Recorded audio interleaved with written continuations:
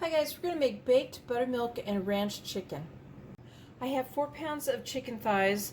I went ahead and I left the bone in, but I did remove the skins. You could use boneless for this recipe, or you could use chicken breast or boneless chicken breast, but I did remove the skins from it, and I am soaking it. I have it submerged into 2 cups of buttermilk, and I'm going to put this in the refrigerator for 1 hour.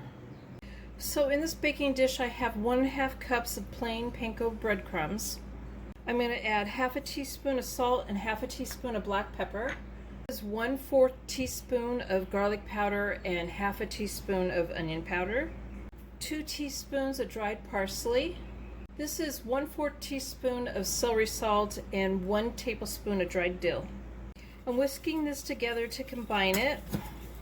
So I'm going to be cooking my chicken at the temperature of 400, preheated to 400, and I'm going to cook it for 50 to 55 minutes, and I want it to reach 165.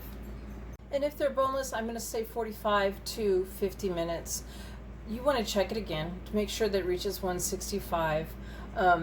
Sometimes I end up cooking chicken longer than this. I just like my chicken cooked really well.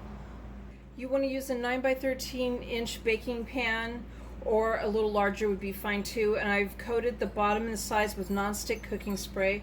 I'm going to set that to the side. I'm going to shake a little bit of the buttermilk off. It's going to get thick while it's sitting in the refrigerator, and I'm going to place it in the breadcrumbs and then flip it